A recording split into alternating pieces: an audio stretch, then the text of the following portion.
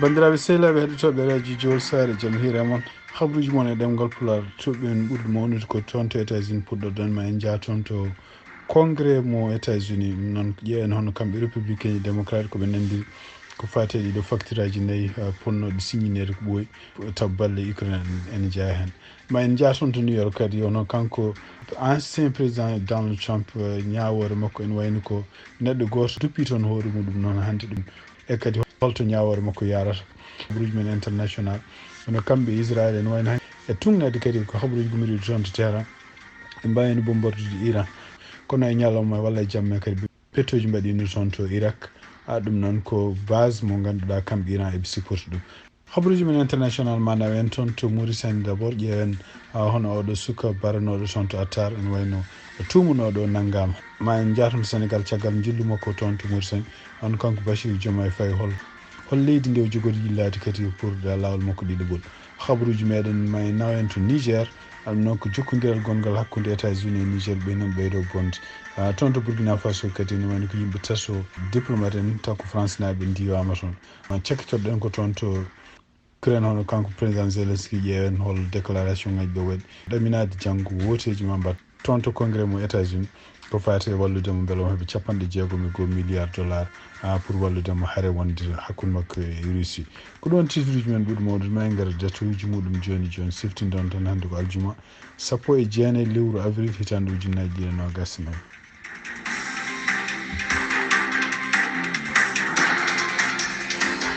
bandiraɓe sehlaɓe heɗotoɓe radio Jowol Sare no mbinoɗen ni habruji men puɗɗiran ko toon to États-Unis ɗum noon ko toon to New York ɗum noon ko ñalli hollede hannde ko toon to tribunal gonɗo toon to Manhattan ɗum noon ko kanko Donald Trump toon to joɗino en tawede yimɓe jiruruji makko ne ƴefte caggal nde kanko ñaawo hono kanko juge marchand nde o haali o wi wonde ko ene wayno oɗo Sadio mi dañi 12 jury e yimɓe jeegom kadi taw ko jury wayno ko caggal muɗum ko neɗɗo goto nanggui jeygol waɗa e hoore mum noon ko saraji tribunal o neɗɗo gandaɗo kañum tinani no fewi laamu ɗum noon e wayno ko kanko président Joe Biden e kanko ancien président Donald Trump foof o wi ko yimɓe ɓe ganduɗa en ko complot ji goni contre leydi Amérique donc kanko wiyete Max Azarello o jeeyaka toon ko Florida o yarata ko duuɓi 37 e ɗum noon e wayno ummi Florida ko guila ñande 13 lewru avril kono ene wayno famille makko andano wonde o wonno ko New York ɗeɗo balɗe foof ɗum noon ene wayno ko kanko hoore makko kadi ko gandaɗo police o meeɗi nanguede hakkillaɓe tati e kadi ene wayno oɗo Sadio no mon hôpital ko fati e tribunal toon kanko Donald Trump ene wayno ko ñawore makko ñande altine nde ko ñande hen kamɓe ɓe puɗɗoto huccide gaɗa ñawore nde ko wawi wonde ko ñande altine nde ñawore makko kanko Donald Trump o ñawete en tant que criminel toon to Washington e ñalawma hono kanko Mike Johnson en wayno ko facture aji ɗe nayyi ɗi o annino addude toon to sud représentant ene wayno démocrate en ballimo addi ɗiɗon facture aji noon ene wayno ko yimɓe hewɓe taw ko républicain ji kalima wodde e kono ene wayno ko vote ɗe ɓenni procédure mo mbiyata en pour addude ɗum ɗon janggo to sud représentant ji pour woote ko wawi wonde facture aji ɗi mbaɗi koyene wona 95 billion dollars hen 61 billion dollars fay ko Ukraine non 26 fay ko Israël ko heddi ko fay ko toon to Taiwan ko ɗum woni caggal muɗum hono républicain ji kewɗi kadi janti kadi kanko Marjorie Greene Taylor pour wiide wonde ko maɓe kamin koye maɓe ittudemo kanko Mike Johnson gardiɗo sud représentant walla tamo tan wasde ittede ɗum ɗon ko tawi démocrate en continue walludemo ɗum noon kadi ene wayni ko démocrate en kañumen ma profité makko pour kala ko jiiɗi o addana ɗumen pour beela no vote ɗum noon kadi ko 61 billion dollars ɗo mo Ukraine fanno ma won ɓuuri joni lebbi ɗiɗi ene wayno ko janggo worte kanko gardiɗo suudu Sénat mo démocrate biyeteɗo Chuck Schumer ene wayno o wi wonde ko sénateur uji fof no poti wonde janggo ko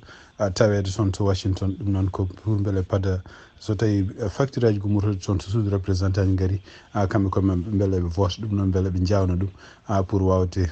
ɗiɗon facture aji so gotama gasni beele ne ɓennine ɗon to kanko gardiɗo leydi ndi hono président Joe Biden o signani ɗum tonto Maryland suko gorko goto jaarowo sappo e jeetati hitande biyeteɗo o yiye nanggam hanki ɗum noon ko caggal nde FBI yiiti wonde mo windi kene wonna temedere nogas e jeenayyi page plan makko bon wanno pour yaade école aji taw ko école aji ɗi mbiyata high school fellude toon ɗum noon wayno ko kanko yeewo noon mona nangga oɗo saha joni toon to Maryland ñande tati lewru juin ko nden o fotata fottude e juge ɗum noon en wayno ko kanko hoore makko kadi ko gandaɗo omo joguino caɗele seeɗa par ce que o meeɗi nanguede o meeɗi kadi nawede hôpital uji pour psychiatrique tugui tan hitande ujunnaji ɗiɗi nogas ko hitande ujunnaji ɗiɗi nogas ɗiɗi donc tugui hitande ujunnaji ɗiɗi e nogas ɗiɗi o meeɗani ruttade école woni koye programme uji online kono noon e wayno ko caggal kadi nde o kanko hoore makko nde wossodiranno konnguɗi e neɗɗo goɗɗo mo wiyanno ko kañum woni conseil makko pour ko fate holno felliti ɗiɗon école aji ko ɗum FBI yiiti ɗiɗon bindi noon ene wayno haalano police ɗum woni police ari nanguimo ɗum noon kanko suko o wiyete ko Alex Ye kadi no mbirni o jeeya ko toon koye région biyeteɗo Montgomery County toon to Maryland ko toon jangganno kono no ko mono oɗo saha joni omono nangga sibabunde anniye makko fellude e école aji kadi no gueɗe ɗe o windi ken tude Instagram ko ɗum waɗi o nangga habaruji men international en wayno ko toon to Palestine walla ko toon to hakkude Israël e Iran ko adi 11h jamma heure local New York médiaji walla galleji jeydiyankoɓe gonɗi toon to Iran jaltinino pettanno e weeyo ɗum noon ko surtout ko sara wuuro wiyetengo Ifashan kono ene wayno caggal muɗum hono médiaji kadi ɗo États-Unis surtout CNN yaltinino wi wonde ko gouvernement mo États-Unis heeɓino confirmation ko Israël haalaniɓe à la dernière minute wi wonde ko neldi drone aji toon to Iran États-Unis kañum hoore mum wonno koye wullitade wi wonde ko Israël haalanta ɗum sene attaque Iran walla holno et surtout kadi ene wayno ko kanko président Joe Biden ko joguinoɗo yakare kam au moins ko kamɓe Israël ala koɓe jogori wadde surtout ene tawde o tinni wonde ko so tawi Israël woodi nde waɗi hunde tan koɓe ɗum ɗo ne wawi ɓeydade yañude guerre gonɗo toon déjà hakkude kamɓe Israël e Hamas ko wawi wonde fof ene wayno ko donc ene wayno ko Iran yaltinino télévision wonde ko radar uji muɗum détecti drone aji tokosi tati to wuuro wiyetengo Isfahan no wuuro ngo noɓe mbirni ko wuuro kadi joguigo central nucléaire ene wayno États-Unis kañum médiaji muɗum jaltinino mbi wonde ko hay sinno Israël kañum felli wi wonde ko toɓɓani bonnude central nucléaire o ko wawi wonde fof ene wayno ko ñalawma kam ko anda hono kamɓe Iran ɓe mbi wonde ko ɓe goni koye ɓedde pour ƴewde so tawi ɗum ɗone jeeri jabade kono ene wayno ko ɓuuri ɗaminede hono kamɓe Iran ene wayno ko tawde ɗum ɗo ala fof to bonni ala kadi ko gueɗe tokose ɓe mbi ɗum ɗo ko hunde ɓe poti welsinade ɗum oɗo saha joni ko wawi wonde fof ene wayno ko États-Unis yimɓe hewɓe nana janna États-Unis holno États-Unis wawi continue wiya wonde Israël yo dartin walla hoto jaabo haare mum walla yo wonne cessez-le-feu fof taw kañum hoore mum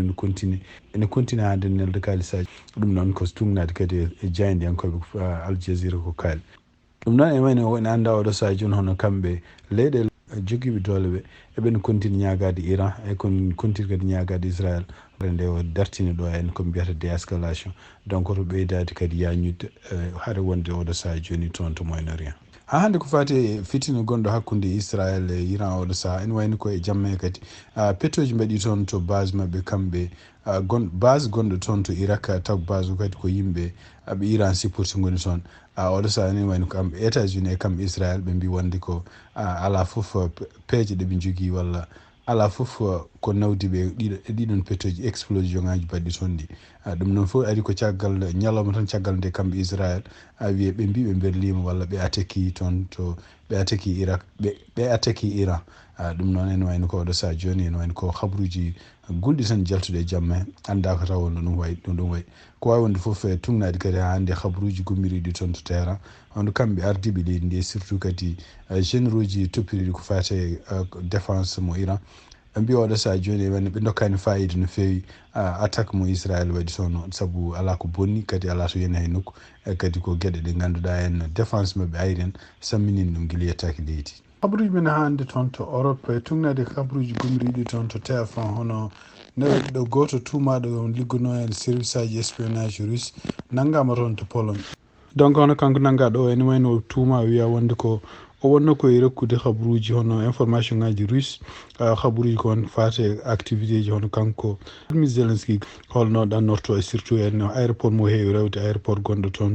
toon to wuuro wiyetengo Erzazovstation ka ɗum noon woni ko toon to Pologne en wayno ko on aéroport kanko Vladimir Zelensky o heewi rewde somo yalta leydi Ukraine faade leyɗele goɗɗe wonno ko ƴewde kala ko fate sécurité ko fate ndenka oɗo aéroport et surtout kanko Vladimir Zelensky sori ɗon holno renirta ɗum noon ko wonande noɓe kaaliri kamɓe takkuɓe ɓe ko pour beele ka so tawi kamɓe rusunaɓe ɓe keeɓi beele ɓe mbawa yande makko kanko Vladimir Zelensky kala nde wayri oɗon aéroport kanko noon oɗo sadio no mono nangga e kadi ɓe no ɓe mbiri ni inde makko ko Pawelka e wayno kadi oɗo sadio no mono nangga toon to Pologne tugnade habaruji hande gomriɗe TF1 donc hande tugnade kadi habaruji gomriɗe toon to Ukraine hono kanko Vladimir Zelensky ene wayno o holli weltare mawde ɗum noon ko ɗaminade wonde ko janggo ñalawma samedi wono facture mo ganduɗa en ponnoɗo wosede ko ɓooyi ballowo mo ɗaminne ne wallamo kene wona 6.6 milliard de dollars facture ma woose kadi ma président Joe Biden signi ɗum on facture noon ko hiisa hen komo dañi hen gueɗe ɗe ganduɗa kene mbawa rende weeyo Ukraine surtout en no wirini kanko hoore makko hollino mettere ñanden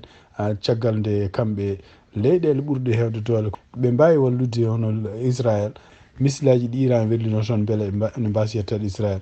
donc ɗum ɗon ko ɗen balle o fonno hebde ko ɓooyi holko serdimo e Israël won leyɗele Europe oɗo saha joni enen mbiya wonde ko kolluɗo sibu Israël no wallira ni kanko walliraka noon ko wawi wonde fof o holli hande weltare makko sibabude eɓe ɗamini oɗo facture ma signine janggo ɗum noon kadi so tawi signinama maɓe keɓa balle ɗe ganduɗa en ne wawi walludeɓe continue defandude leydi mabɓe kamɓe toon to Ukraine ɗum noon hande kadi toon to Ukraine hono kanko premier ministre mo Allemagne e nder konngudi ɗi ƴefti hande ɗum noon o wi wonde ko Allemagne kañum hoore mum ene wayno kañum hoore mum jaɓi ɓeydande Ukraine hono patriote uji ɗi patriote noon ene wayno ko kutorgal ko mbiyata antimissile ɗum noon pour rende weeyo Allemagne rokkinoɓe déjà en patriote uji ɗiɗi joni ene wayno wino ɓeydanaɓe ma ɓeydan patriote systéme aji ɗiɗi biyeteɗi patriote noon sifti ɗon tan ko ɗum Israël ɓuuri jogade kadi ko États-Unis fewna ɗum pratiquement kanko Zelensky gullisali ɗi waɗi ñanden ɗi wayno ko leyɗele Europe kewɗe mbima kañum enne ma ɓeydu hol action ngaji goɗɗi ɗi mbaɗata ko fate walludemo rende weeyo makko toon to Mauritanie tugnade habaruji e Sahara ɗe windi hono ko suko goto ganduɗa kañum tumano e ko bargol suko goɗɗo biyeteɗo Mahfouzul Mamoun oɗon suko noon ko tawanoɗo ene werla ɓandu mum werla galle goto goppaɗo toon to Attar e oɗon suko kadi baraɗo ko kañum hoore mum ko joguinoɗo tumnade kadi autopsie ji baɗaɗe makko ɓe mbi wonde koɓe tawi ko kanko hoore makko omo lebta omo viola ɗum noon e wayno hande tumnade ministre toppitiɗo action sociale cukako e kañum e famille biyeteɗo Savia Mintum Tena wi wonde ko tumanoɗo pour warde oɗo suka ne wayno naggama toon to Attar hande tumnade habaruji e Sahara ene wayno ko yimɓe hewɓe toon to Attar e leydi ndi foof mbawino sunade e saabu mayde oɗo suka no ɓe mbirni handicapé e kadi sibabude photoje makko kanko baraɗo no wardirani yen dogdemo réseaux sociaux ji ko ɗum waɗi tumaɗo kañum warimo hen ɗum addi nanggugol muɗum toon to Mauritanie ono kanko